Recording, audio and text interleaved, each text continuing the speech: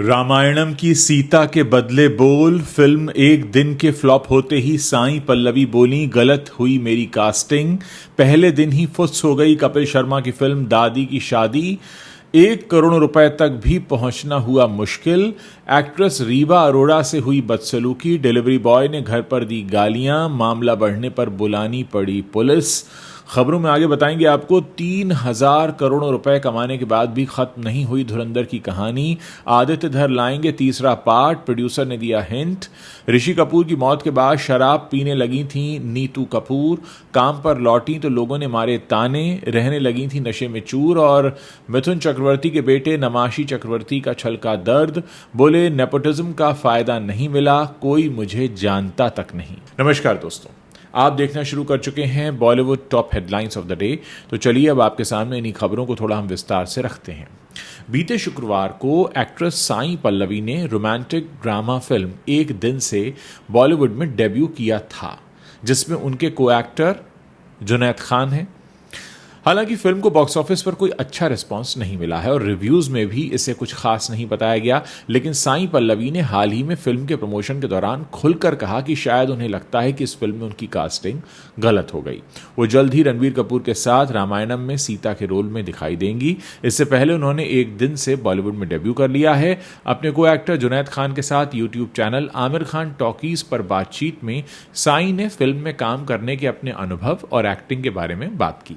अपने अनुभव पर बात करते हुए उन्होंने कहा, मुझे लगता है कि कुछ सीन्स में मैं थोड़ा ज़्यादा गंभीर हो गई थी, जबकि उन्हें आसानी से किया जा सकता था, और मुझे लगता है कि मेरी कास्टिंग गलत हुई थी। उन्होंने आमिर खान के साथ पहली बार फिल्म देखने के बाद अपने रिएक्शन पर बात करते हुए कहा कि मैं कुछ देर चुप रही और फिर आमिर खान ने कहा, कुछ बोलो।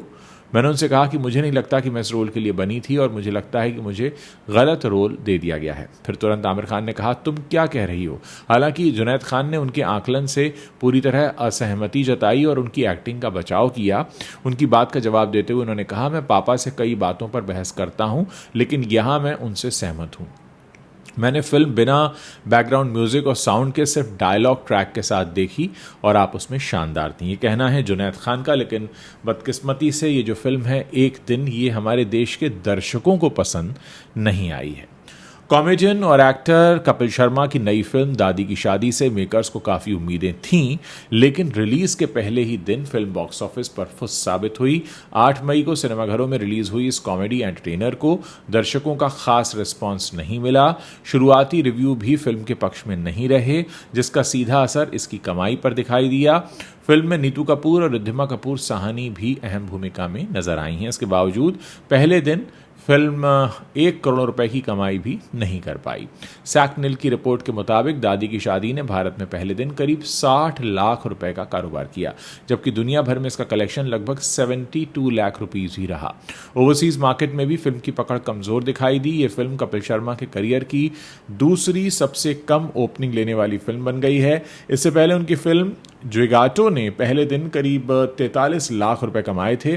कम दर्शकों की वजह से कई शहरों में फिल्म के सुबह वाले शो तक रद्द करने पड़े। इस फिल्म से दिवंगत एक्टर ऋषि कपूर और नीतू कपूर की बेटी रिद्धिमा कपूर साहनी ने भी एक्टिंग की दुनिया में कदम रखा है। लंबे समय से उनके डेब्यू को लेकर चर्चा थी, लेकिन फिल्म की कमजोर शुरुआत ने उनकी एंट्री को फीका बना दिया। फिल्म का निर्देशन आशीष आर मोहन ने किया है। फिल्म को फैमिली कॉमेडी के तौर पर पेश किया गया था, लेकिन कहानी और स्क्रीन प्ले दर्शकों को ज्यादा प्रभावित नहीं कर पाए। हालांकि कुछ रिव्यू में इसकी तुलना बागबां फिल्म से भी की गई है। Uri the surgical strike frame actress Rewa Arora ने अपने साथ हुई एक डरावनी घटना का खुलासा किया है। रीवा ने बताया कि 10 दिन पहले एक ऑनलाइन डिलीवरी एजेंट ने उनके और उनके परिवार के साथ बदतमीजी की और गालियां दी। मामला इतना बढ़ गया कि बीच बचाव के लिए मुंबई पुलिस को बुलाना पड़ा।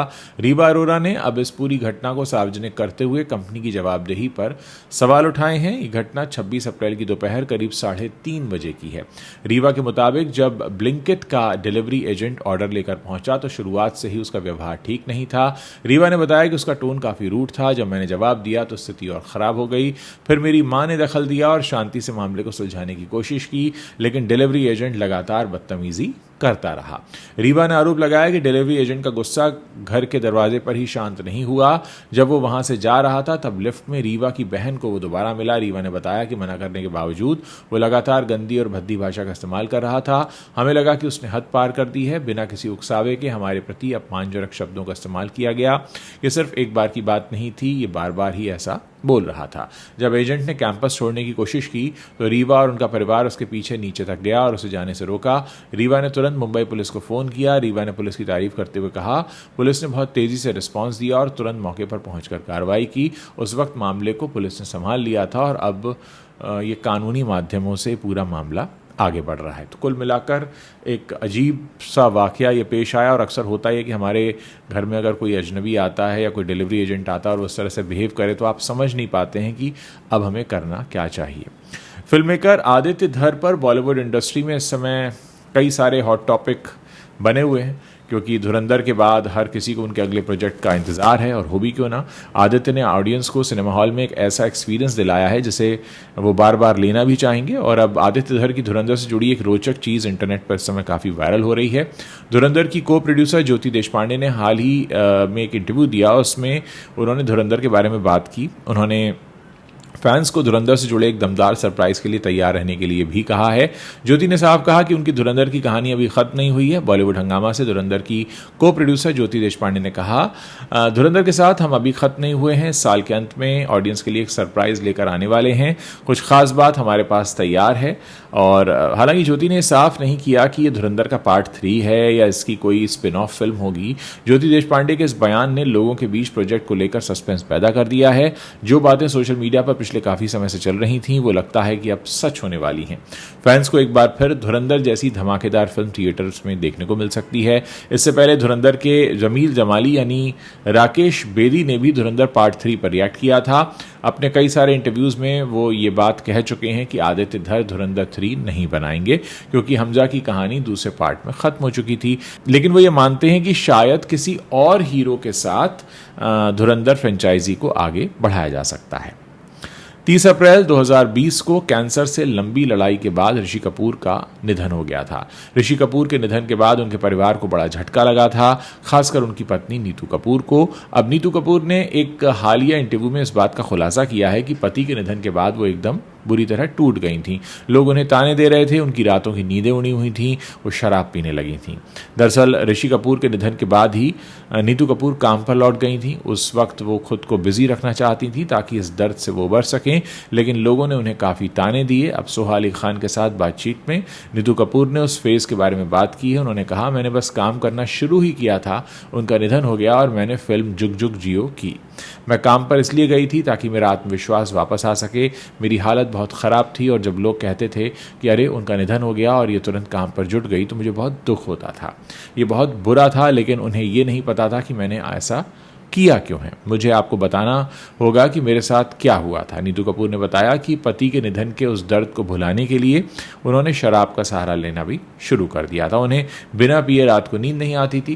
उन्होंने कहा कि मैंने अपनी डॉक्टर को फ़ोन किया और उनसे मदद मांगी तो उन्होंने मुझे एक गायनेकोलॉजिस्ट से मिलवाया, जो रात को लगभग 11 बजे मेरे घर आती थी, मुझे इंजेक्शन लगाती थी और मुझे सुला देती थी। तो कुल मिलाकर नीतू कपूर ने अपने उन दिनों को इस तरह से याद किया है। अगली खबर की तरफ बढ़ेंगे, बात करेंगे मिथुन चक्रवर्ती के बेटे नमाशी की। देखिए, मिथुन ने अपने बेहतरीन डांस और एक्टिंग के दम पर बॉलीवुड में खास मुकाम बनाया, ये तो आप जानते ही हैं। लेकिन उनके जो बेटे हैं नमाशी चक्रवर्ती, ये फिल्म इंडस्ट्री में अपनी पहचान बनाने के लिए लगातार स्ट्रगल कर रहे हैं। उन्होंने साल 2023 में राजकुमार संतोषी की फिल्म बैड बॉय से बॉलीवुड में कदम रखा था। इसके बाद से ही वो लगातार फिल्मी दुनिया में अपने पैर जमाने के लिए बहुत कड़ी मेहनत कर रहे हैं। हाल ही में नमाशी चक्रवर्ती ने बताया कि वो स्टार किड्स की तरह उन्हें ट्रीट क्यों नहीं किया गया जैसा कि बाकी के स्टार किड्स को ट्रीट किया जाता है। गलाटा के साथ एक इंटरव्यू में नमाशी ने अपने करियर और स्टार किड होने को लेकर खुलकर बात की। जब उनसे पूछा गया कि बॉलीवुड में गोविंदा और मिथुन के बच्चों को बाकी स्टार किड्स जैसा ट्रीटमेंट क्यों नहीं मिला, तो उन्होंने इस सवाल का जवाब बड़ी समझदारी के साथ दिया। नमाशी ने कहा कि मैं चीची भैया के बच्चों के बारे में तो कुछ नहीं बोल सकता, लेकिन हम बहुत लंबे समय तक मुंबई में नहीं रहे थे। जब मैं सिर्फ 2 साल का था तब हम 1994 में ऊटी चले गए थे। डैड ने ऊटी में अपने होटल इंडस्ट्री इंडस्ट्री को काफ़ी डेवलप किया। उनकी फिल्म इंडस्ट्री भी एक तरह से वहाँ बस गई थी, जिसे मिथुन की ऊटी फैक्ट्री कहा जाता था। अगर आप गूगल करेंगे तो पाएंगे कि 1994 से लेकर साल 2000 तक उन्होंने अपनी सारी फिल्में वहीं शूट की।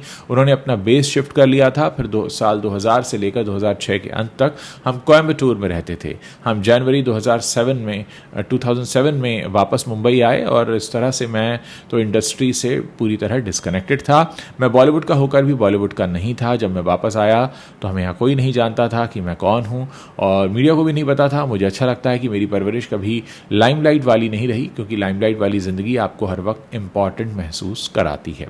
मेरा मानना है कि महत्व सिर्फ फिल्म और परफॉर्मेंस को मिलना चाहिए। तो कुल मिलाकर नमाशी चक्रवर्ती अपने इस दर्द को बयां कर रहे हैं कि एक बहुत बड़े स्टार का बेटा होने के बावजूद उन्हें वो इम्पोर्टेंस नहीं मिली जो उन्हें मिल सकती थी। शायद इसकी वजह ये कि उनका जो शुरुआती दिन है वो मुंबई में नहीं बीते। तो दोस्तों, ये वो बड़ी खबरें हैं जो इस वक्त इंटरनेट पर छाई हुई हैं और बॉलीवुड से आती हैं। अगर आप इस वीडियो को पसंद कर रहे हैं, अपने दोस्तों के साथ शेयर कीजिएगा। जाने से पहले मैं आपको याद दिलाना चाहूँगा कि इस चैनल के अलावा मेरा एक और चैनल है, नाम है उज्ज्वल त्रिवेदी टॉक्स, जहाँ पर हम मोटिवेशनल वीडियोस करते हैं, स्पिरिचुअल वीडियोस करते हैं। और अगर आप उस तरह का कंटेंट पसंद करते हैं तो मुझे आपका इंतज़ार रहेगा उज्ज्वल त्रिवेदी टॉक्स पर भी। वहाँ भी आइए, हमें बताइए कि आप वहाँ का कंटेंट किस तरह से पसंद कर रहे हैं।